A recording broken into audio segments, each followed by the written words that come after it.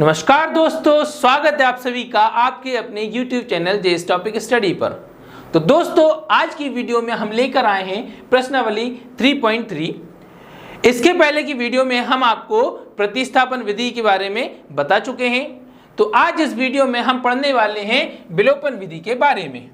ठीक है दोस्तों, तो हमारा यहाँ पर पहला प्रश्न है कि निम्न समीकरणों के युग्मों को विलोपन विधि तथा प्रतिस्थापन विधि से हल कीजिए। तो इसमें आपके लिए दोनों विधि बोली गई है। अब वैसे तो सवाल आपको सिर्फ एक विधि से ही हल करने के लिए आएगा, जो कि हम पहले प्रतिस्थापन विधि सीख चुके हैं। तो दोस्तों, आज हम सिर्फ किस पर फोकस करेंगे? विलोपन विधि पर फोकस करेंगे। ठीक है, तो आगे बढ़ते हैं। अब यहां पर वैसे तो ये क्या पूछा गया है, कौन सी विधि अधिक उपयुक्त है? तो आपको बोर्ड एग्जाम में आपको ये बताना जरूरी नहीं होगा। यहां पर सिर्फ आपसे पूछा गया है विधि की कौन सी उपयुक्त है, तो आपको विधि इंपॉर्टेंट नहीं है। तो हमारी यहां पर विधि कौन सी है? विलोपन विधि। तो आइए हमारा पहला प्रश्न देखते हैं। x plus y is equal to 5 और 2x minus 3y is equal to 4।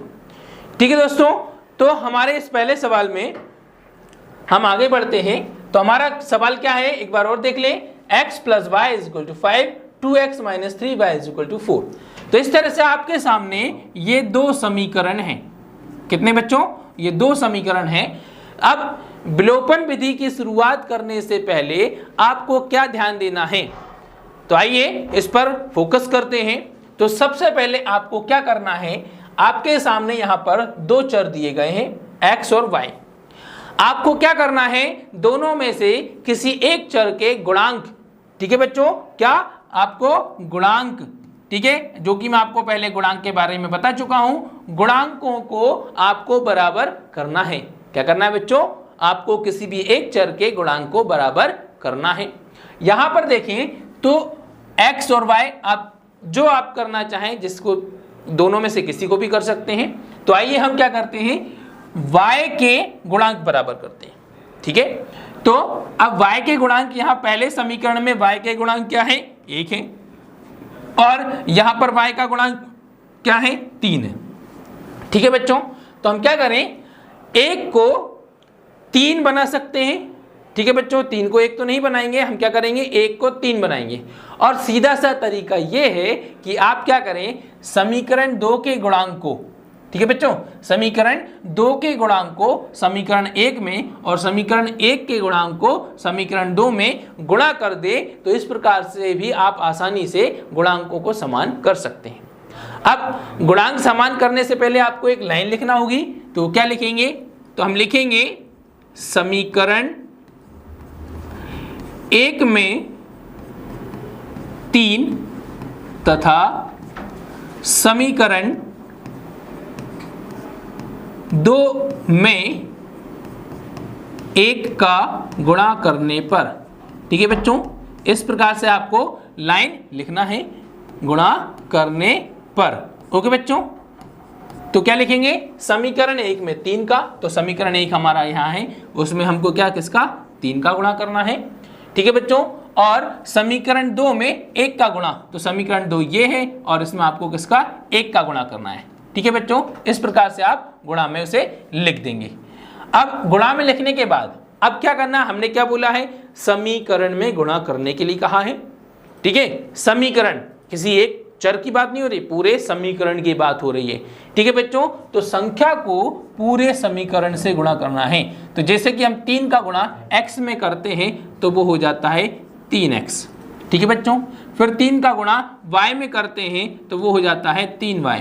ठीक है बच्चों, उसके बाद ये बराबर, और 3 का गुणा 5 में किया तो 3 पंजे 15। इस प्रकार से हमारे पहले समीकरण का गुणा होता है। फिर उसके बाद दूसरा समीकरण, अब हम किसी भी संख्या में 1 का गुणा करते हैं तो आपको पता है क्या प्राप्त होता है, तो आपको वही संख्या प्राप्त होती है जिससे आप उसको गुणा कर रहे हैं। तो यहां पर हम 1 का समीकरण में गुणा करेंगे तो आप इस समीकरण को वैसा का वैसा ही लिख देंगे। ओके बच्चों, तो इस प्रकार से आपके दोनों समीकरणों के गुणा हो गए हैं और गुणा करने के पश्चात आपके y के गुणांक कैसे हो गए, समान हो गए। अब यहाँ आप देखें तो यहाँ भी 3y है और यहाँ भी 3y है। ठीक है बच्चों, अब उसके बाद अगली स्टेप क्या होगी, आपको लिखना है समीकरण एक में से, ठीक है बच्चों, क्या लिखना है, समीकरण एक में से समीकरण 2 घटाने पर। ठीक है बच्चों, 2 घटाने पर। तो समीकरण एक में से समीकरण 2 घटाया जाएगा तो पहले समीकरणों को लिखा जाए। 3x plus 3y is equal to 15 और 2x minus 3y is equal to 4। ठीक है, तो इस तरह से समीकरण लिख लेंगे। अब घटाना है, इस प्रकार से दोनों के नीचे लाइन खींचना है। अब सबसे पहले क्या करें, आप ये देखें कि जिनके गुणांक बराबर हैं क्या उनके जो साइन हैं, क्या बच्चों, उनके ये जो साइन लगे हैं वो साइन कैसे हैं, अर्थात वो दोनों प्लस की संख्या के हैं। ठीक है, दोनों प्लस के साइन हैं या दोनों माइनस के साइन हैं। तो यहाँ आप देखेंगे कि दोनों कैसे हैं, एक प्लस में है और एक माइनस में है। तो जब एक संख्या प्लस की है और एक संख्या माइनस की है तो फिर आपको इस स्थिति में नीचे वाले समीकरण के चिन्ह बदलने की आवश्यकता नहीं है। आपको नीचे वाले समीकरण के चिन्ह कब बदलना है, जब आप देखेंगे कि जो गुणांक हैं दोनों गुणांकों के चिन्ह जो है एक जैसे होते हैं, तो उस स्थिति में आपको नीचे के समीकरण के चिन्ह बदलने होंगे। अर्थात जो संख्या प्लस की थी उसको आपको माइनस में लिख देना है और जो माइनस की थी उसको प्लस में लिख देना है। जैसे मैं आपको यहाँ एक बार नीचे लिखकर समझा देता हूँ। जैसे कि मान लो आपका समीकरण कुछ इस प्रकार लिखा होता, 2x plus 3y is equal to 4। अब यहाँ भी 3y प्लस का है, यहाँ भी 3y प्लस का है। जब आप इसको घटाते, ठीक है, तो अब दोनों एक जैसे चिन्ह हैं, दोनों प्लस की संख्या है तो वो माइनस तो हो नहीं सकती, इसलिए आपको क्या करना होगा, इसको माइनस करना होगा। ये प्लस में था तो इसको माइनस करेंगे। अब इसके साथ साथ पूरे समीकरण के चिन्ह बदलना है, अर्थात जो प्लस में था उसको माइनस, जो प्लस में था वो माइनस, और जो माइनस में होता वो उसको प्लस कर देते।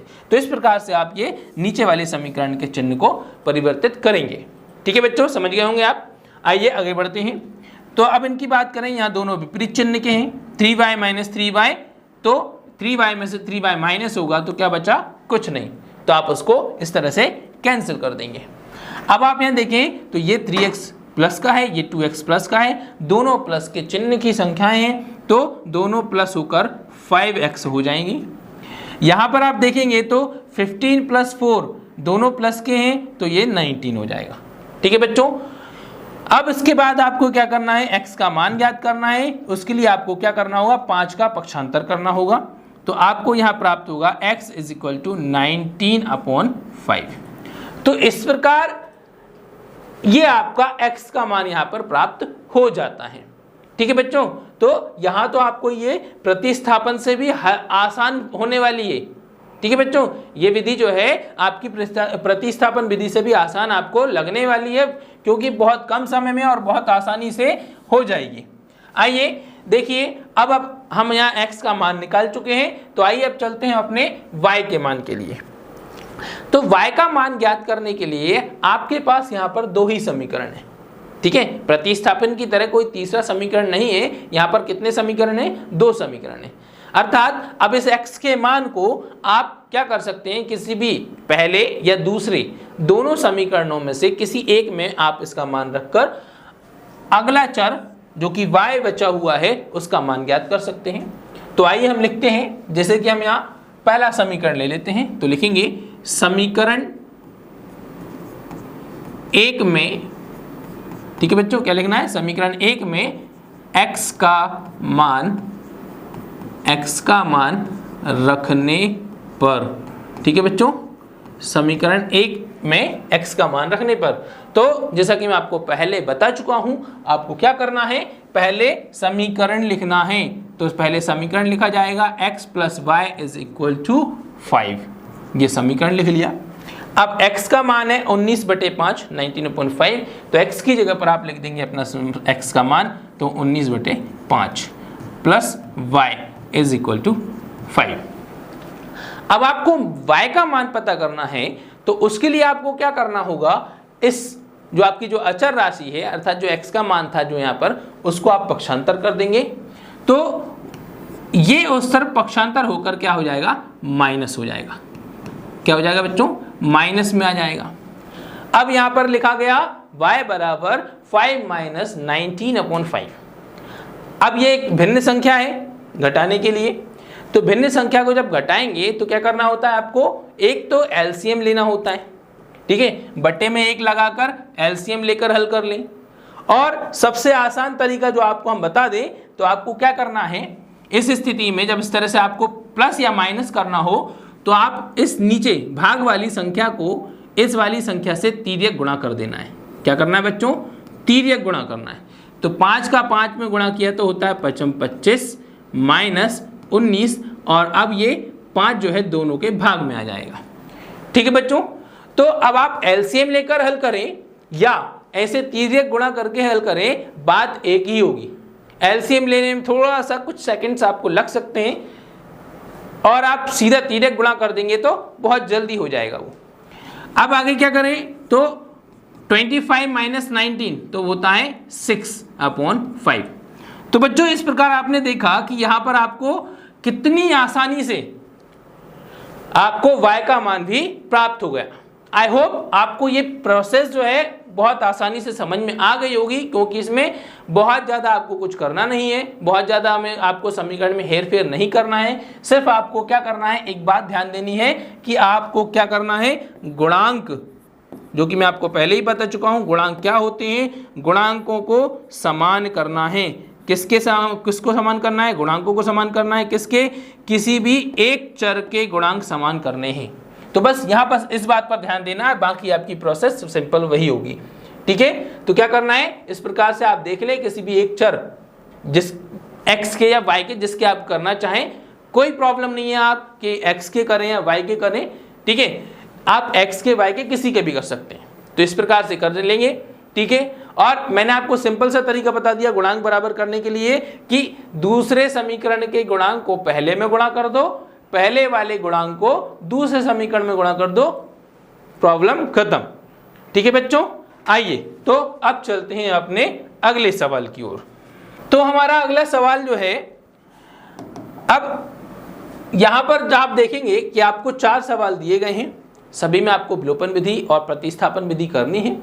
ठीक है, तो आप यहां देखें दूसरा सवाल और तीसरा सवाल, जो कि आपके पहले सवाल के ही सिमिलर हैं। आपको कुछ भी एक नया काम उसमें नहीं दिख रहा है। ठीक है, जिस प्रकार से हमने अपना पहला सवाल किया है, ठीक उसी प्रकार से गुणांकों को समान बनाते हुए आपको इन दोनों को भी आसानी से हल कर लेना है। ठीक है बच्चों, थोड़ा सा मैं आपको इसमें हिंट दे देता हूं। जैसे हमारा पहला सवाल यहाँ है कि 3x + 4y = 10 और 2x - 2y = 2, ये लिखा हुआ है। आपको क्या करना है, गुणांक समान करने हैं, तो सीधा सा फंडा नीचे वाले गुणांक को, ठीक है बच्चों, नीचे वाले गुणांक को क्या करना है, जैसे ये नीचे वाला जो 2x है इससे गुणा कर दीजिए x के गुणांक बराबर करने के लिए। ठीक है, और ये जो 3 है इस समीकरण से गुणा कर दीजिए। बस इतना सा ध्यान रखना है और आपके ये x के गुणांक समान हो जाएंगे। ठीक है बच्चों, इसी प्रकार से जैसे आपका यहाँ पर ये तीसरा सवाल जो है, तीसरे सवाल में भी आपको यहाँ पर दिख रहा है, जैसे समीकरण है आपके 3x - 5y - 4 = 0। ठीक है, और यहाँ पर लिखा हुआ है 9x = 2y + 7। अब थोड़ा सा यहाँ देखें, यहाँ लिखने के क्रम में थोड़ा सा आपको अंतर दिखाई देगा। ठीक है बच्चों, यहाँ जो सवाल आपका लिखा हुआ है, इस सवाल में आपको लिखने की क्रम में अंतर दिखाई दे रहा होगा। जैसे कि यहाँ पहला सवाल अलग लिखा हुआ है, दूसरा अलग लिखा हुआ है, लेकिन तीसरे में थोड़ा सा उन्होंने लिखने का जो अरेंजमेंट है वो चेंज कर दिया। आप पहले क्या करेंगे, इसको सीक्वेंस में लिखेंगे। ठीक है, सीक्वेंस में कैसे लिखेंगे, तो ये आप देखेंगे जो सी वाला जो है आपके इक्वल के इस तरफ है, आप हमेशा कैसे लिखेंगे, ax + by = c। ठीक है, इस मानक रूप में आप हमेशा इसको लिखेंगे। ठीक है बच्चों, किस रूप में लिखना है, ये जो मानक रूप मैंने आपको यहाँ पर लिख कर दिया है, आपको सवाल को इस रूप में लिखना है। तो जैसे यहाँ पर आपको ये दिख रहा है, तो पहले आप इसको क्या करेंगे, कैसे लिखेंगे, 3x -5y, और यहाँ -4 इक्वल के इस तरफ है तो पक्षांतर करेंगे तो इक्वल के उस तरफ जाएगा तो हो जाएगा प्लस। ठीक उसी प्रकार से आप यहाँ देखेंगे तो 9x तो अपनी जगह पर है, 9x वैसा का वैसे लिख देंगे। 2y इक्वल के उस तरफ है, पक्षांतर होकर इस तरफ मानक रूप के में आधार पर आएगा तो इस तरह से लिखा जाएगा, प्लस में था इस तरफ अगर माइनस हो गया, और 7 तो अपनी जगह पर है। इस प्रकार से आपके ये 2 समीकरण होते हैं। फिर आपको वही करना है, क्या, गुणांकों को समान करना है। गुणांकों को समान करने का सीधा सा फंडा आपको मैंने बता दिया है कि आप क्या कर सकते हैं, दूसरे समीकरण के, जैसे कि मान लो हम यहाँ y के गुणांक समान करते हैं तो दूसरे समीकरण के y के गुणांक को पहले उसमें गुणा कर दें और पहले वाले y के गुणांक को दूसरे वाले समीकरण से गुणा कर दें तो आपके y के गुणांक समान हो जाते हैं। तो इस प्रकार से आप गुणांकों को आसानी से समान कर सकते हैं। ठीक है, तो अब मैं आपको सीधा आपको बताता हूं अपना चौथा प्रश्न। ठीक है, दूसरा और तीसरा आप पहले की भांति आप आसानी से हल कर सकते हैं, गुणांकों को समान करने के लिए मैंने बता दिया है। चौथा प्रश्न देखते हैं। चौथा प्रश्न हमारा क्या कहता है, तो चौथे प्रश्न में आपको यहाँ पर जो लिखे दिख रहे हैं भिन्न के रूप में लिखे दिख रहे हैं। किस रूप में, भिन्न के रूप में लिखे हुए हैं। तो मैंने आपको पहले भी बताया था, मैं एक बार और आपको बताता हूं कि भिन्नों को कैसे हल करना है। भिन्नों को पहले क्या करना है, आपको सरल रूप में परिवर्तित करना है और सरल रूप में परिवर्तित करने के पश्चात फिर विलोपन विधि हल करनी है। तो आइए हम इनको सरल करते हैं। जैसे हम पहला समीकरण लेते हैं तो लिखेंगे समीकरण 1, तो समीकरण 1 से, ठीक है, तो समीकरण 1 क्या है आपका, x/2 plus 2y/3 is equal to -1। क्या करेंगे, पहले नीचे वाले हर वाली संख्याओं का एलसीएम लेना है। दोनों अभाज्य संख्या है, सीधा सा आप गुणा कर देंगे तो 6। अब जब ये दोनों अभाज्य संख्या है तो मैंने आपको एलसीएम का तरीका बता दिया था, दोनों को आपस में गुणा कर दें। उसके पश्चात क्या करें, सीधा सा फंडा ये है कि ये वाली संख्या जो है, हर वाली संख्या जो है इनका 3 गुणा कर दें। तो 3 का x में गुणा कर देंगे 3x हो जाएगा, 2 का 2y में कर देंगे तो 4y हो जाएगा बराबर -1। 6 यहाँ पर भाग में है, पक्षांतर होकर जाता है तो बेटा क्या होता है बच्चों, 3x plus 4y is equal to -1 into 6। तो आपको प्राप्त होगा 3x plus 4y is equal to -6। तो इस प्रकार से आपका ये पहला जो समीकरण था सरल रूप में हो जाता है। इसी प्रकार से आपको समीकरण 2 से, आपको समीकरण 2 को सरल रूप में करना है। तो समीकरण 2 क्या है, x minus y/3 is equal to 3। अब जैसे इसमें आपके बटे में संख्या लिखी हुई थी, इसके बटे में कुछ नहीं है, तो अभी आपने कुछ मिनट पहले ये जिसके भाग में कुछ नहीं होता उसका लॉजिक समझा था, यहाँ भी वही करेंगे कि 3 भाग में है, इसके भाग में कुछ नहीं है, तो सीधा सा इसका इसमें 3 गुणा, तो ये हो जाएगा 3x माइनस y, और अब ये 3 जो है दोनों के भाग में लिखा जाएगा बराबर 3। अब क्या करना है भाई, ये 3 जो भाग में है पक्षांतर करेंगे तो उनके गुणा में चला जाएगा। तो 3x minus y is equal to 3 into 3, तो गुणा होकर बनता है 3x minus y is equal to 9। इस प्रकार से आपका दूसरा समीकरण भी सरल हो जाता है।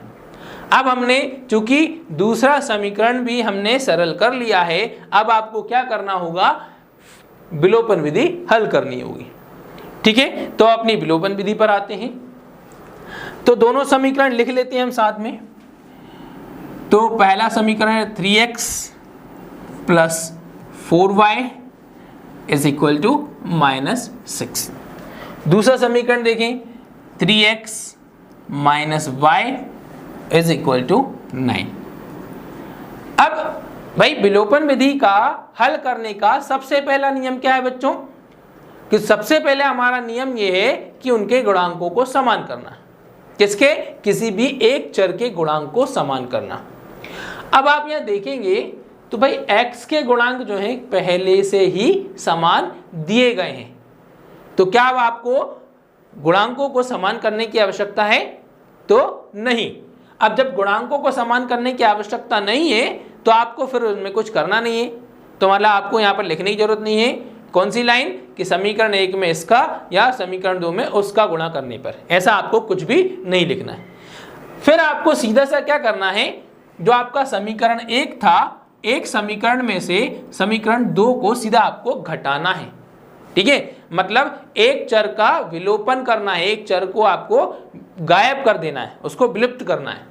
तो हम लिख देंगे यहां पर सीधा क्या लिखेंगे, समीकरण 1 में से समीकरण 2 घटाने पर। ठीक है बच्चों, इस प्रकार से आपको ये लाइंस हर सवाल में हमेशा लिखते ही जाना है, हर सवाल में लिखना है। मैं आपको बार बार ये चीज़ें लिखने पर जोर दे रहा हूँ ताकि आपको आपके मार्क्स का किसी प्रकार से लॉस ना हो, इसलिए आप इनको रेगुलर प्रैक्टिस में बिल्कुल लिख लिख कर करते रहें। तो समीकरण घटाने की बात हो रही है एक में से दूसरे की, तो पहले समीकरण लिखे जाएं। 3x + 4y = -6, 3x - 4y -y = 9। अब मैंने आपको क्या बताया था कि भाई जिनके गुणांक समान हैं उनके चिन्हों को देखना है, उनके साइन देखने के साइन कैसे हैं, दोनों प्लस के हैं या दोनों माइनस के हैं। तो हमने यहाँ देखा 3x दोनों साइन जो हैं या दोनों नंबर्स जो हैं दोनों प्लस के हैं। तो भाई घटाने की बात हो रही है, तब दोनों एक जैसे चिन्ह के हैं तो घटाए तो नहीं जा सकते, इसलिए आपको नीचे वाले समीकरण के चिन्ह में परिवर्तन करना होगा। ये प्लस का था तो आप यहाँ माइनस लगा देंगे, ये माइनस में है तो आप इसको प्लस कर देंगे, और ये प्लस है तो आप इसको माइनस कर देंगे। ठीक है बच्चों, तो आपको जस्ट उसका अपोजिट साइन बना देना है। क्या करना है, उसका साइन विपरीत कर देना है। ओके, तो ये प्लस में था हमने माइनस कर दिया, ये माइनस था तो प्लस कर दिया, और जो प्लस था वो माइनस में परिवर्तित कर दिया। अब पहले जिसके गुणांक समान थे पहले इसको देखें, तो 3x - 3x घटाते हैं तो घटाने पर आपको क्या मिलेगा, कुछ नहीं मिलेगा। तो 3x में से 3x घटाया तो कैंसिल, उसको कैंसिल कर दिया इस तरह से।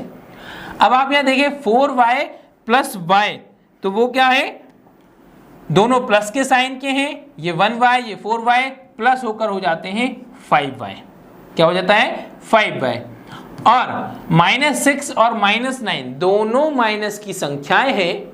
चिन्हों पर ध्यान दीजिएगा क्योंकि अक्सर चिन्हों में गलती होती है, चिन्हों में को हल करने में आप हमेशा गलती कर देते हैं, माइनस माइनस देखकर क्या कर देते हैं, संख्या जोड़ के उसको प्लस में लिख देते हैं या घटा देते हैं। तो इस प्रकार की गलतियां अक्सर हमेशा होती रहती हैं, इसलिए साइन पर फोकस करें। तो दोनों जब माइनस के हैं तो माइनस के होने के कारण दोनों क्या होंगे, आपस में जुड़ जाएंगे, और जुड़कर क्या होगा, दोनों 15 हो जाएंगे, 9 6 15, और माइनस की संख्या है इसलिए उनके आगे माइनस। ठीक है, तो अब इसके बाद क्या करेंगे, 5 का पक्षांतर करते हैं। ठीक है, 5 को जब पक्षांतर करेंगे तो y = -15/5 हो जाता है। ठीक है, अब जब 5 से -15 को डिवाइड किया जाएगा तो कितना बचेगा बच्चों, -3। ठीक है, इस प्रकार से आपका -3 बचा। -3 क्यों बचा, क्योंकि यहां पर एक संख्या माइनस में है और जो भाग दे रही वो संख्या प्लस में है। तो जब एक संख्या माइनस की होती है और एक संख्या प्लस की होती है तो हम इनको जब भाग देते हैं या गुणा करते हैं तो चिन्ह क्या कौन सा लगता है, माइनस लगता है, इसलिए y = -3। ठीक है बच्चों, तो यहाँ पर y = -3 आ गया। अब किसी भी एक समीकरण में आप इसका मान रख दें और उसको हल कर दे तो आपका x का मान आ जाएगा। तो आइए हम यहाँ पर क्या करते हैं, समीकरण 2 में, किसमें, समीकरण 2 में y का मान रखते हैं। ठीक है, तो लिखेंगे समीकरण 2 में y का मान रखने पर। ठीक है बच्चों, तो समीकरण 2 लिखा हमने, तो 3x - y = 9। अब आप यहां देख रहे हैं y = -3 है, तो 3x, ये माइनस तो पहले से ही है सवाल में, और y का मान भी किस में है, माइनस में है, तो उसे हम क्या कर देंगे, ब्रैकेट में -3 = 9। ठीक है, अब क्या होगा, 3x, ये माइनस इस माइनस से इंटू होगा तो ये बन जाएगा प्लस। ठीक है बच्चों, तो ये हो जाएगा प्लस। अब +3 जब उस तरफ जाएगा तो उस तरफ जाकर ये 9 से माइनस हो जाएगा। जब 9 से माइनस होगा तो 9 - 3 होता है 6। क्या होता है बच्चों? 6। अब 3 का पक्षांतर कर देंगे तो 3 जब उस तरफ जाएगा तो उसके 6 के भाग में चला जाएगा। तो 6 को 3 से जब हम भाग देंगे तो क्या बचेगा? 2। तो इस प्रकार से आपके x और y के मान यहाँ पर आपको प्राप्त हो जाते हैं। और पिछले जो हमने बताया था उसी प्रकार से आप हमेशा आपके आंसर को क्या लिखेंगे? अतः x = 2 और y = -3। आप हमेशा अपने सवाल को इस प्रकार से हाईलाइट करें हमेशा लास्ट में, ताकि आपका आंसर जो हाईलाइट हो, ताकि आपको चेक करके आपको आपका आंसर नजर आए और वो एक थोड़ा सा इम्पैक्टफुल लगे, एक इंप्रेशन वाला लगे। ठीक है बच्चों? ओके, तो इस प्रकार से हमारा ये सवाल यहाँ पर आसानी से हल हो जाता है और आई होप आपको ये सवाल समझ में आ ही गया होगा, क्योंकि बहुत मुश्किल इसमें कुछ है नहीं। आइए चलते हैं। अच्छा, सवालों के अगले क्रम में जाने से पहले मैं आपको कुछ थोड़े से चिन्हों के बारे में आपको कुछ क्लियर कर दूं, ताकि आप साइन को लेकर कंफ्यूजन, आप में कंफ्यूजन ना हो, आप उसमें गलतियां ना करें। तो थोड़ा सा हम कुछ मिनटों में थोड़ा सा साइन के बारे में समझ लेते हैं। जैसे कि जब आप क्या करते हैं, संख्याओं का जोड़ मतलब उनका योग या उनका घटाना करते हैं, तो थोड़ा सा उनमें ध्यान दे लें। जब दोनों संख्याएं प्लस की हों, ठीक है, दोनों संख्याएं जब प्लस की हों तो आपको उनको क्या करना है? प्लस लिखना है, प्लस करना है। और उनका जो आंसर आएगा, उनका जो उत्तर लिखोगे, उत्तर का जो चिन्ह होगा, ध्यान रखें यहाँ मैंने लिख दिया है स्पष्ट, उत्तर का चिन्ह, तो उत्तर का चिन्ह जो होगा वो प्लस होगा। ठीक है बच्चों? और यदि दोनों संख्याएं माइनस की हों, ठीक है, तो भी आपको क्या करना है? प्लस करना है। क्या करना है? प्लस करना है। और उत्तर का जो चिन्ह लगाएंगे माइनस लगाएंगे। एक थोड़े से हम एक एग्जाम्पल से समझ सकते हैं। जैसे कि 2+, इनको कह सकते हो आप अच्छाई। ठीक है बच्चों, क्या कह सकते हो? एक अच्छाई कह सकते हो। अब जब अच्छाई को ही मिलाती है, ठीक है, या यूं कहें कि पुलिस में पुलिस ही शामिल होती है, पुलिस में चोर तो शामिल नहीं होता है ना? तो अच्छाई मिलकर अच्छाई को ही बढ़ाती है, तो अच्छाई बढ़ेगी और वो अच्छाई ही बनेगी। अच्छाई मिलकर बुराई तो हो नहीं सकती। ठीक है, उसी प्रकार जब एक चोर जो है अपना दोस्त किसको? एक चोर को ही बनाता है। एक पुलिस वाले को तो अपना दोस्त बनाएगा नहीं फंसने के लिए, तो एक चोर अपना दोस्त किसे बनाएगा? एक दूसरे चोर को ही बनाएगा, और उससे उनकी टीम जो है, उनकी गैंग जो है बढ़ती चली जाएगी। ठीक है, और वो जब चोर आपस में मिलकर चोरी ही करेंगे, अच्छाई तो नहीं बनाएंगे। इसलिए इस प्रकार से आप थोड़ा सा इनको ध्यान रख सकते हैं, चिन्हों को इस प्रकार से आप समझ सकते हैं। ठीक है, तो क्या करना है? जब दोनों प्लस के चिन्ह हैं तो दोनों जुड़ेंगे और प्लस के चिन्ह ही लगेगा उनके आंसर का। दोनों माइनस हैं तो दोनों आपस में जुड़ेंगे और उनका चिन्ह जो होगा माइनस होगा। ठीक है, यही बात करें अगर गुणा की या भाग की, तो ठीक है बच्चों, गुणा और भाग में क्या होता है? जब हम प्लस के चिन्ह को प्लस के चिन्ह से गुणा करते हैं तो आपका उत्तर जो होता है वो प्लस में लिखा जाता है। ठीक है बच्चों, प्लस में लिखा जाता है। वही अगर आप माइनस का गुणा माइनस में करते हैं तो उस स्थिति में भी आपका चिन्ह जो होगा प्लस का होगा। ठीक है बच्चों, और अगर आप प्लस की संख्या को माइनस की संख्या से गुणा करें, ठीक है, प्लस की संख्या को माइनस की संख्या से गुणा करें तो आपका उत्तर जो है माइनस में लिखा जाएगा। ठीक है बच्चों, एक चीज हम यहाँ ऊपर भूल गए कि अगर एक संख्या प्लस की हो और एक संख्या माइनस की हो तो क्या होगा? तो लड़ाई होगी।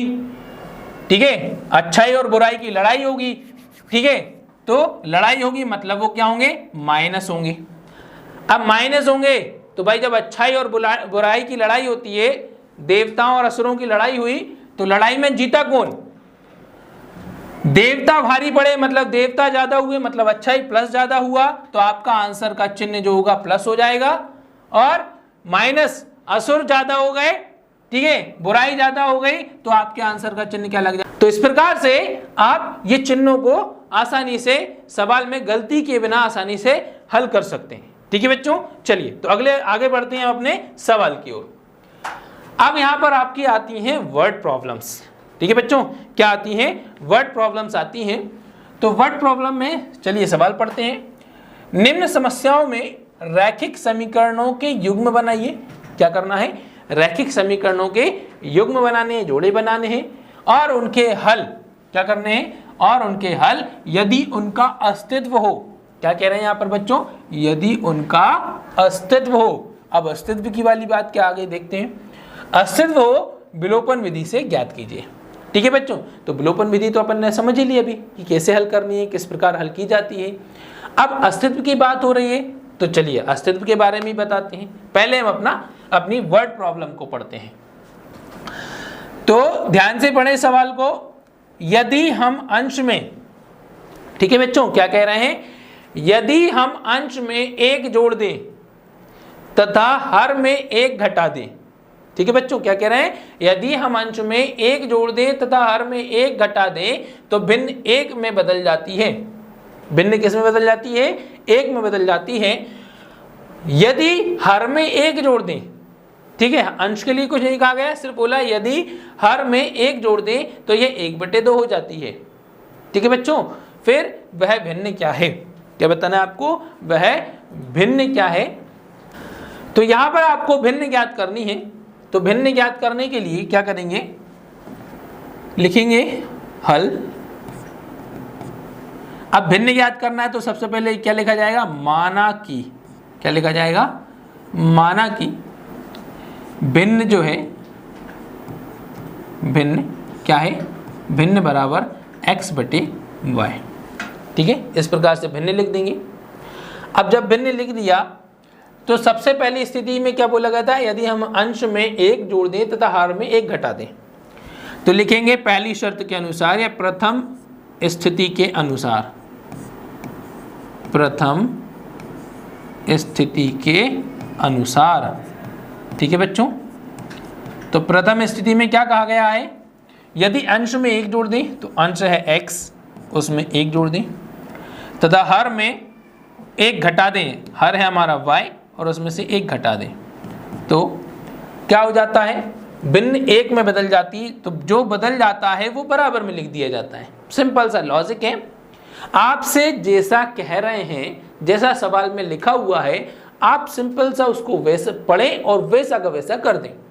अंश में एक जोड़ दें तो अंश में एक जोड़ दो, हर में एक घटा दो तो हर में एक घटा दो। अब भिन्न बदल जाती है, जिसमें बदल जाती है वो आपके बराबर में आ जाता है। ठीक है बच्चों, सिंपल सा लॉजिक है। अब आगे क्या करें? हम इसका पक्षांतर कर दें तो ये हो जाएगा x + 1 = y - 1। 1 से इंटू होगा, वही का वही लिखा रह जाएगा। ठीक है, अब चर एक तरफ, अचर एक तरफ। ठीक है, तो चरों का पक्षांतर किया तो y इस तरफ आया तो -y और -1 अपनी जगह पर है। ये +1 उस तरफ जाएगा तो -1। तो इस प्रकार से x - y = -1 हो जाएगा आपका -2। देखिए बच्चों, फिर से वही बात, अब ये पहले हम पढ़ चुके हैं, दोनों संख्याएं माइनस की हैं तो दोनों आपस में जुड़कर माइनस में ही बनेंगी। तो अपना नेचर नहीं बदलेंगे, ये दोनों माइनस के जुड़कर अपने नेचर को ही बढ़ाएंगे। तो दोनों माइनस के थे, दोनों माइनस के नेचर को बढ़ा दिए और ये इस प्रकार से बन गया हमारा पहला समीकरण। ठीक है बच्चों, अब आइए अगला समीकरण देखते हैं। तो उसके लिए अगली स्थिति पढ़ी जाती है। तो क्या कहते हैं? यदि हर में एक जोड़ दें, अंश की यहाँ बात हो ही नहीं रही है, तो लिखेंगे द्वितीय स्थिति के अनुसार। ठीक है बच्चों, क्या लिखना है? द्वितीय स्थिति के अनुसार। तो इस प्रकार से द्वितीय स्थिति लिखेंगे। अब द्वितीय स्थिति में क्या बोला? हर में एक जोड़ने पर, तो अंश में तो कुछ बोला नहीं है तो अंश वैसे का वैसे लिख दिया, सिर्फ x। हर में क्या करना है?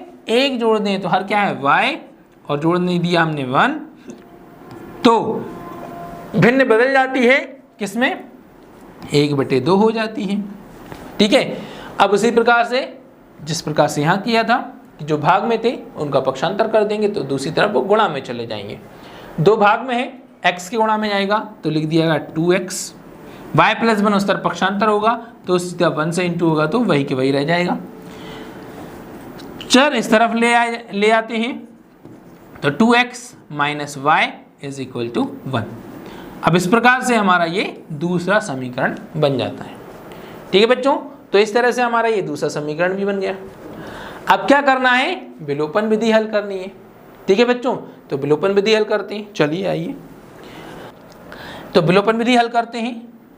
तो हमारे समीकरण क्या थे, x minus y is equal to -2। हमारा पहला समीकरण था x minus y is equal to -2। ठीक है, और हमारा दूसरा समीकरण था 2x minus y is equal to 1। ठीक है बच्चों, 2x minus y is equal to -1, 2x minus y is equal to 1। ठीक है बच्चों, इस प्रकार से हमारे ये दोनों समीकरण लिख दिए गए। अब सबसे पहले क्या लिखेंगे, विलोपन विधि द्वारा हल करने पर।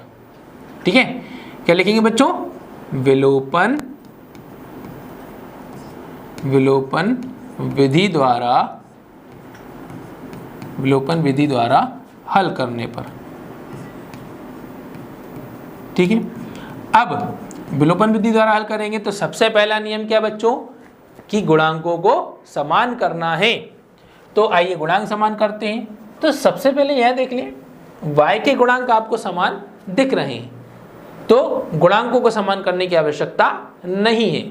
अब जब गुणांक समान नहीं करने तो सीधा सा जब पहली प्रोसेस की करना ही नहीं है तो दूसरी प्रोसेस पहले समीकरण में से दूसरे समीकरण को घटाना है। तो हम सीधे लिखेंगे समीकरण एक में से समीकरण 2 घटाने पर। ठीक है बच्चों, समीकरण 1 में से समीकरण 2 घटाने पर। तो समीकरण 1 x minus y is equal to -2, समीकरण 2 2x minus y is equal to 1। Line खींच लेंगे। ठीक है, अब लाइन खींच लेंगे। अब जिनके गुणांक समान है, मतलब यहाँ पर किसके गुणांक समान है, y के। अब जब y के गुणांक समान है तो आपको क्या करना है, सिर्फ चिन्ह पर ध्यान देना है। ये भी माइनस, ये भी माइनस, दोनों एक जैसे। घटाना है, एक जैसे चिन्ह है तो घटाना तो संभव है ही नहीं, पॉसिबल ही नहीं है। तो क्या करेंगे, साइन चेंज करेंगे। जो माइनस का था वो प्लस। अब 2x कौन से चिन्ह का है, प्लस का साइन है, तो ये हो गया माइनस। और ये माइनस, सॉरी ये प्लस में है तो इसको क्या कर देंगे, माइनस। ओके, अब आप यहाँ देखेंगे माइनस वाई प्लस वाई क्या होगा, एक जैसे हैं तो कैंसिल, कुछ नहीं बचेगा। x माइनस 2x तो हो जाएगा -x। ठीक है बच्चों, अब अभी मैंने आपको बताया ना, जब एक संख्या प्लस की और एक संख्या माइनस की तो क्या होगा, तो वो दोनों आपस में घटेंगे, और घटेंगे जीतेगा कौन, वही जो ज़्यादा होगा। तो यहाँ पर ज़्यादा कौन है, -2x, माइनस की संख्या बड़ी है, इसलिए आपका आंसर माइनस में बचा। इक्वल लगाया, -2 -1 दोनों एक जैसे नेचर के हैं तो प्लस होकर -3। ठीक है बच्चों, इस प्रकार से आप देखेंगे कि -x इक्वल टू -3 आपके सामने आ गया है। फिर आप क्या करेंगे, इस माइनस से इस माइनस को कैंसिल कर देंगे, माइनस माइनस प्लस बना देगा। तो इस प्रकार से आपका आंसर हो जाएगा x इज इक्वल टू 3। तो आपके सामने आपका x का मान आ गया। फिर आपको क्या करना है, y का मान ज्ञात करना है। तो लिखेंगे समीकरण, तो कौन सा समीकरण, पहला समीकरण ले लेते हैं। समीकरण एक में x का मान रखने पर। ठीक है बच्चों, क्या करना है, समीकरण 1 में x का मान रखने पर। तो एक क्या है हमारा, x minus y is equal to -2। ठीक है बच्चों, समीकरण लिखा, समीकरण लिखने के बाद अब उसका मान, तो x बराबर 3, तो x की जगह पर आ गया 3। Minus y is equal to -2। ठीक है, अब 3 को उस तरफ ट्रांसफर करते हैं तो -y इज इक्वल टू -2 और 3 उस तरफ जाकर माइनस का हो जाएगा। तो आपके सामने लिखा जाएगा -y इज इक्वल टू -2 और -3 मिलकर हो जाते हैं -5। अब यहाँ भी आप देखें y चर जो है वो भी माइनस में है और संख्या भी माइनस में है, तो माइनस से माइनस कैंसिल हो गया, तो आपका answer y is equal to 5। इस प्रकार से आपने x और y के मान निकाल लिए। अब आपको भिन्न बताना है तो आप लिखेंगे अतः भिन्न बराबर, अब भिन्न क्या माना गया था, x अपॉन y माना गया था, ठीक है। तो x कितना है 3, भिन्न हो गया 3 अपॉन 5, ठीक है। इस प्रकार से आप अपना आंसर लिख देंगे, ठीक है। आपसे भिन्न पूछा गया था तो यह आपका भिन्न हो जाता है, ठीक है बच्चों। तो इस तरह से आपको एग्जाम में आपका आंसर जो है मेंशन करना है या हाईलाइट कर देना है, ठीक है बच्चों। तो इस प्रकार से हमारा ये भिन्न वाला सवाल भी आसानी से हल हो जाता है। आई होप आपको ये भी आसानी से समझ में आ गया होगा। तो चलिए अब बढ़ते हैं अपने सवाल के अगले क्रम में। अगला सवाल क्या कहता है, थोड़ा सा ध्यान से पढ़ लें। ये एक नया सवाल है, अभी तक इसके बारे में आपने किया नहीं है, क्या है, ठीक है। तो किस प्रकार से इसकी शर्त है, क्या है, आइए पढ़ते हैं। 5 वर्ष पूर्व नूरी की आयु सोनू की आयु की 3 गुनी थी, ठीक। फिर आगे 10 वर्ष पश्चात नूरी की आयु सोनू की आयु की 2 गुनी हो जाएगी, ओके। नूरी और सोनू की आयु कितनी है, ठीक है, ये हमारा सवाल है। तो 2 स्थितियां हो गई, एक स्थिति हो गई 5 वर्ष पूर्व की, ठीक है बच्चों। एक स्थिति क्या हो गई 5 वर्ष पूर्व की, और एक स्थिति जो हो गई 10 वर्ष पश्चात की, ठीक है। अब यहां पर 5 वर्ष पूर्व और एक 10 वर्ष पश्चात। अब 5 वर्ष पूर्व और 10 वर्ष पश्चात जाने के लिए पहले आपके सामने क्या होना चाहिए, वर्तमान पता होना चाहिए, ठीक है। तो पहले आप क्या करेंगे, आपको क्या ज्ञात करना है, नूरी और सोनू की वर्तमान आयु बतानी है। तो आइए पहले हम उनको क्या करेंगे, उनको मान लेते हैं कि उनकी वर्तमान आयु क्या है। तो आप जब यहां लिखेंगे तो क्या लिखेंगे, तो आप यहां लिखेंगे माना कि, तो सबसे पहला पर्सन कौन है, नूरी। तो माना कि नूरी की, क्या लिखना है, माना कि नूरी की वर्तमान आयु, ठीक है बच्चों। सवाल में वर्तमान यूज नहीं किया गया है, लेकिन आप अपने जो स्टेटमेंट लिखेंगे उसमें वर्तमान अवश्य लिखें। माना कि नूरी की वर्तमान आयु, ठीक है। तो नूरी की वर्तमान आयु क्या है, x वर्ष, ठीक है। वहीं अगला कैंडिडेट कौन है, सोनू। तो लिख देंगे सोनू की वर्तमान आयु क्या है, y वर्ष, ठीक है बच्चों। मैंने आपको पहले भी कहा था जो भी इकाई होगी वो इकाई अवश्य लिखें, वर्ष, रुपए, मीटर, सेंटीमीटर, जो भी बोला जाए वो जरूर से लिखें। तो ये तो हो गई हमारी वर्तमान और दोनों वर्तमान आयु दोनों की, ठीक है। अब बात हो रही है पहली स्थिति में, किसकी बात हो रही, 5 वर्ष पूर्व की। तो यहां लिखेंगे 5 वर्ष पूर्व, ठीक है। क्या लिखना है बच्चों, 5 वर्ष पूर्व।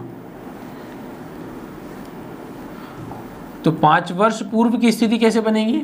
तो अब जब आपसे पूछा जाए कि भाई आपकी उम्र आज से 5 साल पहले कितनी थी, तो आप कैसे बताएंगे, तो कैसे बताएंगे, बिल्कुल सही, आप अपनी वर्तमान उम्र में से, आपकी आज जो उम्र है, जैसे कि आज मेरी उम्र 30 ईयर्स है, तो मैं आज से 5 साल पहले की उम्र बताऊंगा, तो मेरी 5 साल पहले की उम्र कितनी थी, 25, ठीक है। तो ऐसे ही आपको क्या करना है, इस सवाल में भी दोनों की जो वर्तमान आयु है, नूरी की वर्तमान आयु x, उसमें से 5 वर्ष घटा देने हैं। वहीं सोनू की जो वर्तमान आयु y, उसकी 5 वर्ष पूर्व की आयु बताने के लिए उसमें से भी 5 वर्ष घटा देने, ठीक। ये तो 5 वर्ष पहले की बात हो गई, लेकिन इन्होंने कुछ तुलना की है। क्या तुलना की है, 5 वर्ष पूर्व नूरी की आयु। अब एक बात और ध्यान दें, नाम किसका पहले आ रहा है, नूरी का, बाद में सोनू का। तो जब भी इस तरह के सवाल आपके आएंगे तो आपको क्या करना है, पहले जिसका नाम दिया है, ठीक है, जिसके बारे में पहले से कहा जा रहा है, वो ऑलरेडी उतना गुना या उतना अधिक या कम या ज्यादा पहले से वो है, बाद वाला नहीं है, ठीक है। ये गलती, ये समझने में गलती कभी भी ना करें, बच्चे अक्सर इसमें उलझ जाते हैं और बस ये तो ऑलरेडी था, इसको और कर देते हैं। हमेशा क्या करना है, जिसका नाम पहले वो ऑलरेडी उतना है, बाद वाले को उतना करना है। तो यहां पर नूरी जो है 3 गुनी है। ठीक है बच्चों, नूरी 3 गुनी है किससे, सोनू से। तो नूरी तो पहले से ही, नूरी की आयु क्या, x-5। ठीक है, अब जब मैंने आपको पहले के पिछले सवालों में ही बताया था कि क्या करना है, जो कम है उसको उतना बढ़ा देना है। तो यहां नूरी कितनी है, 3 गुनी है, तो सोनू को भी 3 गुना कर दीजिए। तो इससे क्या हो जाएगा, दोनों बराबर की स्थिति पर आ जाएंगे, दोनों एक लेवल पर आ जाएंगे। ठीक है, अब एक लेवल पर आ गए। अब उसके बाद क्या करेंगे, हम पहले कोष्टक हल करेंगे। तो x-5 इज इक्वल टू 3 का y में इंटू करेंगे तो 3y, 3 का -5 में करेंगे तो -15। ठीक है बच्चों, अब ये ब्रैकेट वाली कंफ्यूजन भी बार बार होती है। मैं आपको पहले भी समझा चुका था कि ब्रैकेट के बाहर जो भी नंबर लिखा है वो ब्रैकेट की सभी संख्याओं से, जितनी भी संख्याएं लिखी हैं सभी से उनको गुणा करना है, ब्रैकेट के बाहर की संख्या को। ठीक है बच्चों, तो इसी प्रकार से आप इसमें भी 3 को पहले y से करेंगे 3y, 3 को -5 से करेंगे तो 15। अब उसके बाद नियम क्या, अगली प्रोसेस में ये होगा कि चरों को एक तरफ कर देना है। ठीक है, चर संख्याओं को एक तरफ कर देना है, अचर संख्याओं को दूसरी तरफ कर देना है। तो आइए x अपनी जगह पर, 3y का पक्षांतर करते हैं तो -3y, -15 अपनी जगह पर है। ठीक है, -5 पक्षांतर किया तो +5। So x -3y is equal to -15 + 5, -15 + 5 तो होगा -10। इस प्रकार से आपका बन गया पहला समीकरण। ठीक है बच्चों, समझ गए। तो अब चलते हैं अपने अगले स्थिति में, दूसरे समीकरण की ओर। तो दूसरी स्थिति कहती है 10 वर्ष पश्चात। तो ठीक जिस प्रकार 5 वर्ष पूर्व की आयु बताई थी, ठीक उसी प्रकार 10 वर्ष पश्चात अर्थात 10 साल बाद क्या होगा, 10 साल बाद आपकी उम्र कितनी हो जाएगी। तो सिंपल सी बात है, आज जो जितनी है उसमें 10 साल और जोड़ दें। तो इसी प्रकार से हम लिखेंगे 10 वर्ष पश्चात। क्या लिखेंगे बच्चों, 10 वर्ष पश्चात। ठीक है, तो यहां लिखेंगे सबसे पहले 10 वर्ष पश्चात। ठीक है, तो 10 वर्ष पश्चात क्या हो जाएगा, तो दोनों की जो वर्तमान उम्र है, पहले की वर्तमान उम्र थी x और दूसरे की वर्तमान उम्र थी y। अब दोनों की उम्र में क्या करना है, 10 साल आगे जाने के लिए दोनों की उम्र में 10-10 साल जोड़ देने हैं। 10 साल जोड़ दिए। अब 10 साल जोड़ दिए तो 10 साल बाद क्या बोला उन्होंने, 10 वर्ष पश्चात नूरी की आयु, सबसे पहले किसका नाम आ रहा है, नूरी का नाम आ रहा है। नूरी की आयु सोनू की आयु की 2 गुनी। ठीक है, कितनी, 2 गुनी। तो नूरी 2 गुनी हो जाती है। ठीक है, नूरी 2 गुनी हो जाएगी तो आपको क्या कर देना है, सोनू को 2 गुना कर देंगे तो दोनों क्या हो जाएंगे, बराबर स्थिति पर आ जाएंगे। ठीक है बच्चों, तो जब आप इसको लिखेंगे आगे तो x + 10 इज इक्वल टू, फिर क्या करना है, वही तरीका कि ब्रैकेट सॉल्व करेंगे, 2 का y में इंटू 2y और 2 का 10 में इंटू तो 20। इस प्रकार से कोष्टक हल होता है। फिर वही कि चरों को, चर एक तरफ अचर दूसरी तरफ। तो x - 2y is equal to 20 - 10, तो आता है x - 2y is equal to 20 - 10, और ये इस तरह से बन जाता है आपका दूसरा समीकरण। ठीक है बच्चों, तो अब आपको दोनों स्थितियां समझ में आ गई होंगी कि पहले कब आपसे पूछा इतने वर्ष पहले या पूर्व तो उतने कम कर देना है, इतने वर्ष पश्चात बाद में तो आपको क्या कर देना, उतने प्लस कर देने हैं। ठीक है बच्चों, अब उसके बाद सीधा आप क्या लिखेंगे, विलोपन विधि द्वारा हल करने पर। ठीक है बच्चों, क्या लिखना है, विलोपन विधि द्वारा हल करने पर। तो विलोपन विधि द्वारा अब फिर वही काम विलोपन विधि में कि सबसे पहले गुणांक समान करने हैं, फिर पहले समीकरण में से दूसरे समीकरण घटाना है, और समीकरण घटाने पर कोई एक चर का मान आपको यहाँ पर प्राप्त हो जाएगा। ठीक है, और उसके बाद उसका मान रखेंगे किसी भी समीकरण में तो दूसरे का मान ज्ञात हो जाएगा। इस प्रकार से विलोपन विधि हल करेंगे तो आपको दोनों की उम्र पता चल जाएगी। अब चूंकि बार बार हम विलोपन विधि को हर सवाल में हल नहीं कर रहे हैं, क्योंकि हम आपको पहले के सवाल में समझा चुके हैं और हमें पूरी उम्मीद है आपसे कि आपको विलोपन विधि समझ में आ गई है। इसलिए हम इस विधि को दोबारा इसमें नहीं कर रहे हैं। अब आप आखिरी में जब कंक्लूजन लिखेंगे तो मैं आपको कंक्लूजन बता दूं कि किस प्रकार से लिखना है। तो लिखेंगे अतः नूरी की वर्तमान आयु, ठीक है, नूरी की वर्तमान आयु जो भी होगा वो उतने वर्ष तथा सोनू की वर्तमान आयु जो भी उसकी उतनी उम्र आएगी वो वर्ष, ये इकाई जरूर लिखें, मैं आपको बोल रहा हूं, ठीक है। इस प्रकार से आप अपने कंक्लूजन को लिखेंगे, ठीक है। यहां पर आपका पूरा ये सवाल हो जाता है, ठीक है बच्चों। आइए चलते हैं अपने अगले सवाल की ओर।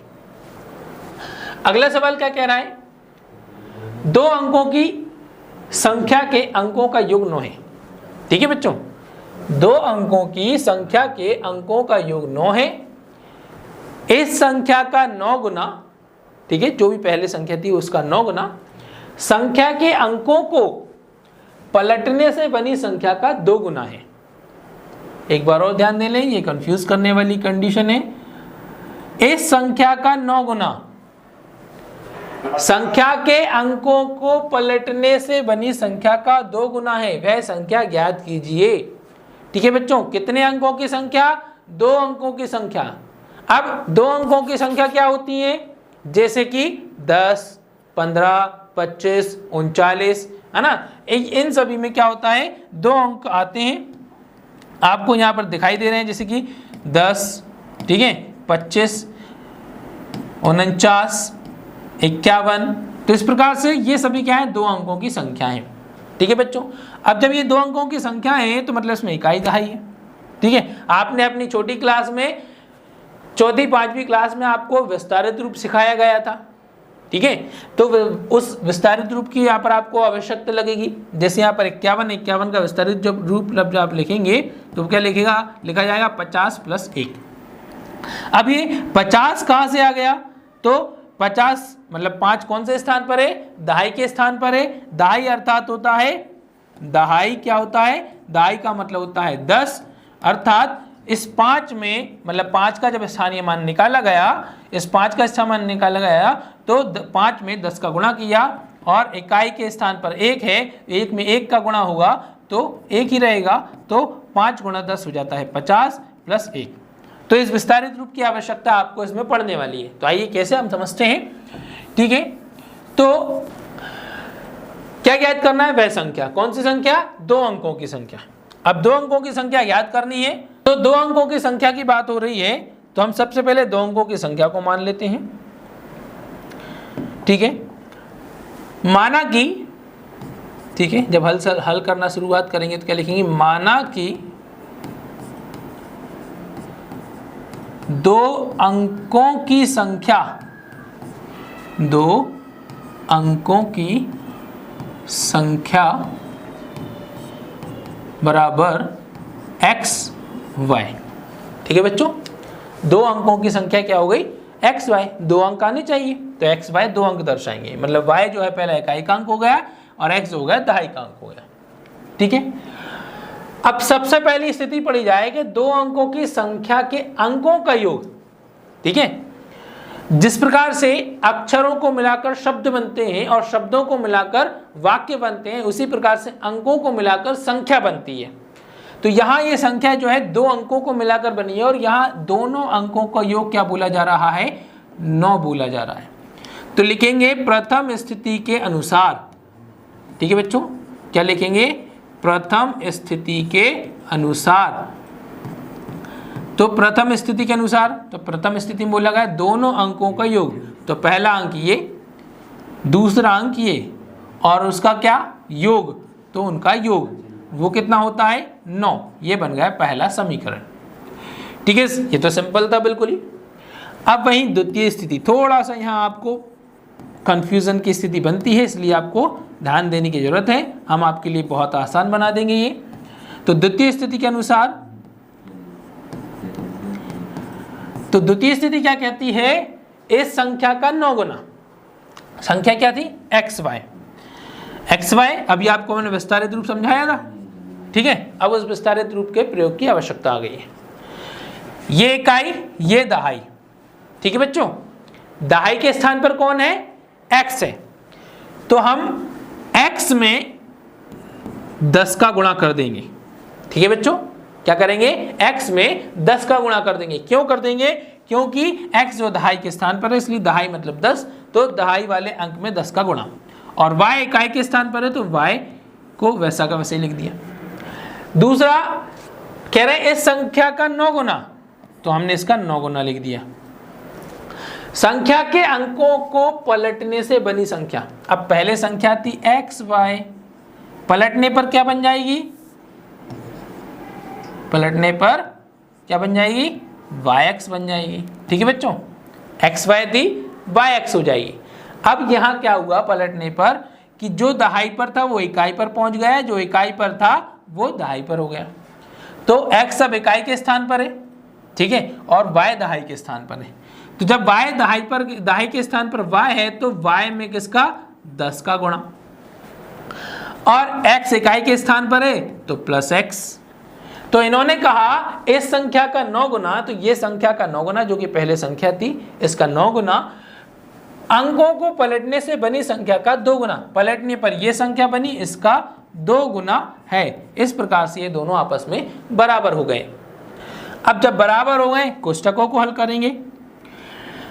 9 का 10x में तो हो जाता है 90x, 9 का y में किया तो हो गया 9y, 2 का 10y में किया तो 20y हो गया, और 2 का x में किया तो 2x हो गया, ठीक है। चर संख्याओं को एक तरफ कर लेते हैं, अचर यहां पर आपको कोई दिखाई नहीं दे रही है, तो आइए इनको इस तरफ पक्षांतर करते हैं। तो 90x 90x, 2x इस तरफ आकर इसमें माइनस हो जाएगा, 9y अपनी जगह पर है, 20 इस तरफ आकर माइनस हो जाएगा, 20y इज इक्वल टू 0। तो अब 90x माइनस 2x तो हो जाता है 88x, ठीक है बच्चों।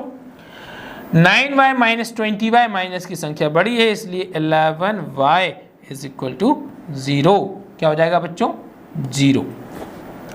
तो इस प्रकार से आपका ये यहाँ पर आपको दूसरा समीकरण प्राप्त हो जाता है, ठीक है बच्चों।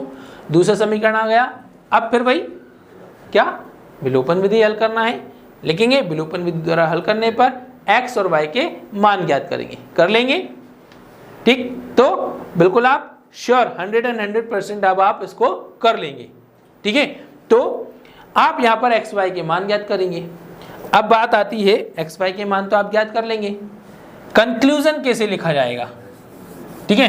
तो कंक्लूजन जब आप लिखेंगे, ठीक है, तो क्या करेंगे, लिखेंगे अतः 2 अंकों की संख्या, क्या बच्चों, 2 अंकों की संख्या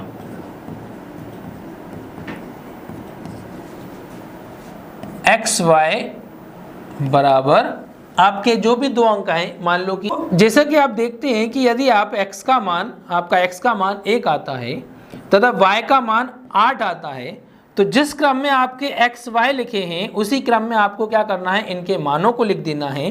तो मानों को लिखने पर आपका मान क्या आ जाएगा, अर्थात 2 अंकों की संख्या क्या हो जाएगी, 18। तो इसी प्रकार जब आप कंक्लूजन लिखेंगे तो लिख देंगे अतः 2 अंकों की संख्या एक्स वाई बराबर आपकी 2 अंकों की संख्या जो भी आती है, जिस प्रकार से मैंने यहाँ लिखी है उसी प्रकार से आपको यहाँ पर आपको कंक्लूजन में आपका आंसर लिख देना है। आई होप आपको मेरी बात समझ में आ गई है। तो आइए सवाल के अगले क्रमों में आगे बढ़ते हैं और अपने चौथे सवाल की ओर चलते हैं, जो कि इस प्रकार है। मीना 2000 रुपये निकालने के लिए एक बैंक गई, ठीक है। उसने खजांची से 50 रुपये तथा 100 रुपये के नोट देने के लिए कहा। मीना ने कुल 25 नोट प्राप्त किए। ज्ञात कीजिए कि उसने 50 रुपये और 100 रुपये के कितने कितने नोट प्राप्त किए हैं, ठीक है। क्या करना है, यहाँ पर एक कैंडिडेट है मीना, जो कि कितने रुपए, टोटल 2000 रुपये लेने गई है। सवाल को पूरा विस्तार से अच्छे से ध्यान से समझ लें, पढ़ लें उसको। तो वो कितने, 2000 रुपये लेने गई है और उसने खजांची, अब खजांची क्या होता है, जो बैंक में कैशियर होता है, जो आप जिसको आप पैसा जमा करने जाते हैं या जिससे पैसे लेने जाते हैं, ठीक है, वो आपका खजांची कैशियर कहलाता है। तो उसने खजांची से क्या कहा कि उसे भाई 50 रुपए के और 100 रुपए के नोट चाहिए। क्या चाहिए? 50 रुपए के और 100 रुपए के नोट चाहिए। मीना को कुल कितने 25 नोट मिले। कितने नोट मिले? 25 नोट मिले। ठीक है, अब ज्ञात कीजिए कि उसने 50 रुपए के और 100 रुपए के कितने कितने नोट प्राप्त किए। तो हमारे सवाल में मेन बात क्या की जा रही है, कितने कितने नोट प्राप्त किए, किस किस के, 50 रुपए के और 100 रुपए के। ठीक है, तो जो बात हो रही है, जो ज्ञात करने की बात हो रही है, उसको मान लेते हैं। ठीक है, तो यहां लिखेंगे माना कि रुपए 50 के नोटों की संख्या, ठीक है बच्चों, 50 रुपए के नोटों की संख्या, तो वो कितनी हो गई, x हो गई।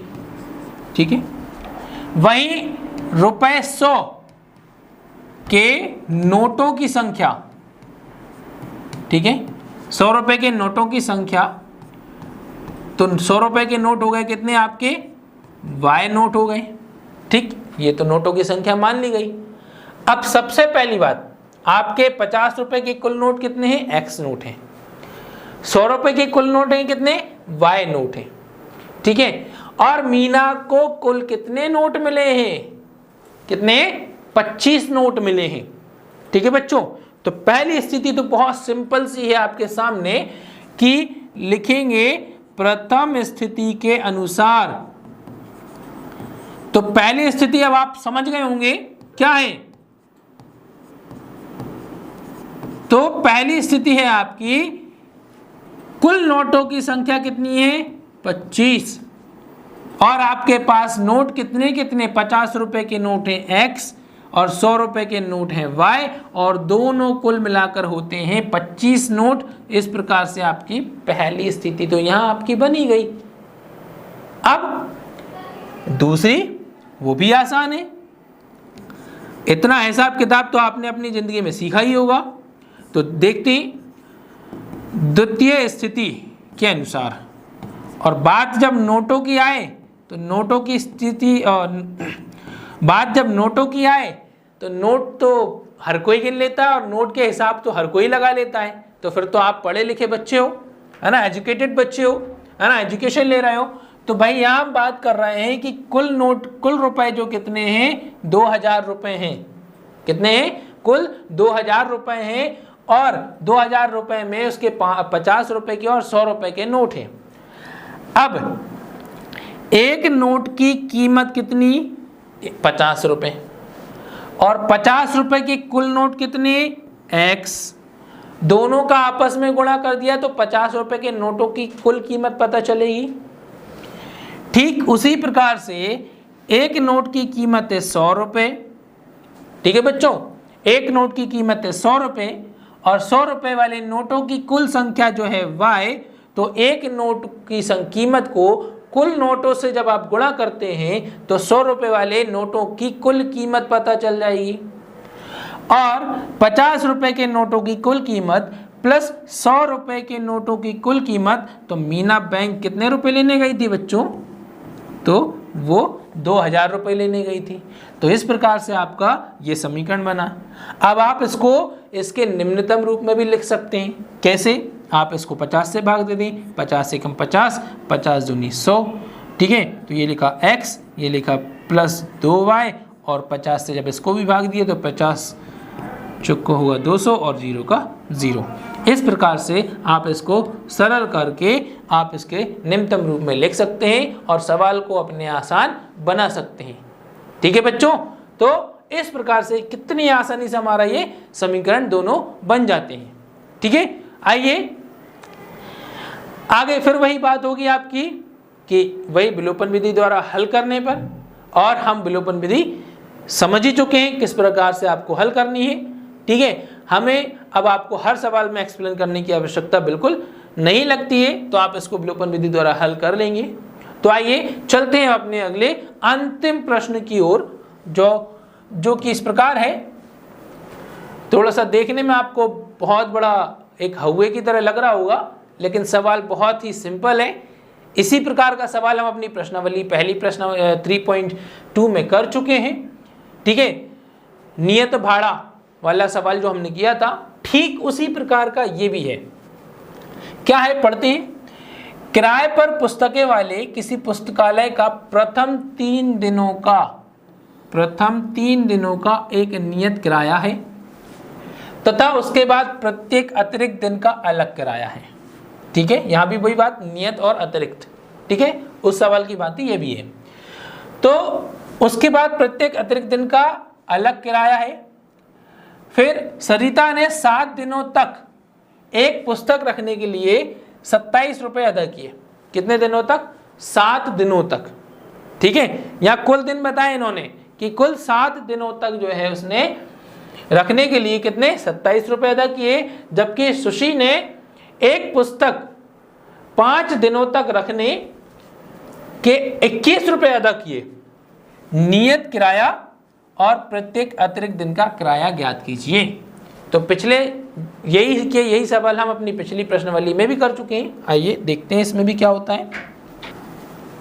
तो नियत किराया और प्रत्येक अतिरिक्त दिन का किराया पूछा है आपसे, तो आप सबसे पहले क्या करेंगे, यहाँ लिखेंगे माना कि, ठीक है, आपको क्या याद करने के लिए बोला गया है, नियत किराया।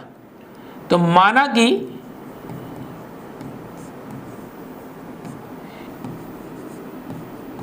पुस्तकालय का नियत, क्या लिखेंगे, नियत किराया X रुपए। ठीक है, फिर ये होगा नियत किराया, वही अतिरिक्त दिन का किराया, तो लिख पुस्तकालय का अतिरिक्त दिन का किराया। ठीक है बच्चों, अतिरिक्त दिन का किराया तो वो गया Y रुपए। इस प्रकार से आप नियत किराया X रुपए और अतिरिक्त दिन का Y रुपए मान लेंगे। आइए अब स्थितियों पर चलते हैं। तो पहली स्थिति में कहा है इन्होंने प्रथम 3 दिनों का नियत किराया है, प्रथम 3 दिनों का एक नियत किराया है। एक दिन की बात नहीं बोली, पहला दूसरा तीसरा 3 दिनों का किराया जो है एक नियत है, फिक्स है। ठीक है, 3 दिन के बाद अतिरिक्त किराया लग रहा है हर दिन।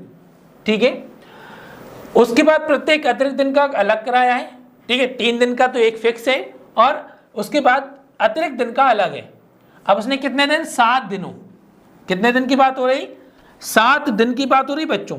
हम अभी प्रथम स्थिति की बात कर रहे हैं, तो लिख लेना यहाँ पर पहले आप प्रथम स्थिति के अनुसार। ठीक है, प्रथम स्थिति के अनुसार लिखेंगे। तो बात हो रही प्रथम स्थिति में कितने दिनों की बच्चों, 7 दिन की बात हो रही है। कितने, 7 दिन की। अब 7 दिन में तो हो गए प्रथम 3 दिन, तो 3 दिन का किराया तो हो गया X अलग। ठीक है, और बाकी कितने दिन बचे बच्चों, 4, तो वो +4 अलग चलेगा। ठीक है, तो थोड़ा सा ये ध्यान रखना है, प्रथम 3 दिन को आपको क्या कर देना है, कुल दिनों में से जितने भी आपके दिन बोले जा रहे हैं उन कुल दिनों में से आपको पहले 3 दिन घटा देने हैं। तो प्रथम स्थिति की बात करें तो क्या बनेगी वो, तो प्रथम 3 दिनों का तो नियत किराया X रुपए है, X।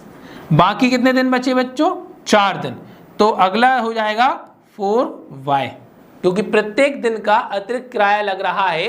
तो अतिरिक्त किराया एक दिन का Y, तो बाकी बचे 4 दिन, तो 4 दिनों का गुणा कर देंगे Y में, तो 4 गुना Y वो 4 दिन का किराया बताएगा। और कुल उसने 7 दिनों का किराया कितना दिया बच्चों, 27 दिया है, 27 रुपए दिया है। तो इस प्रकार से ये इतनी आसानी से आपका ये पहली समीकरण बन जाता है। ठीक है बच्चों, फिर द्वितीय स्थिति के अनुसार, तो द्वितीय स्थिति के अनुसार क्या होगा, सिंपल सा फंडा, जैसा कि पहले स्थिति में हुआ था कि पहली स्थिति में कितने दिन, 7 दिन बोले थे, अब यहां बोले हैं 5 दिन। कितने बच्चों, 5 दिन। अब 5 दिन में से पहले 3 दिन तो फिक्स है ना, 5 दिन में से पहले 3 दिन तो फिक्स है, तो पहला 3 दिन का तो हो गया नियत x। अब 5 दिन में से 3 दिन तो गए, बाकी कितने दिन बचे? 2।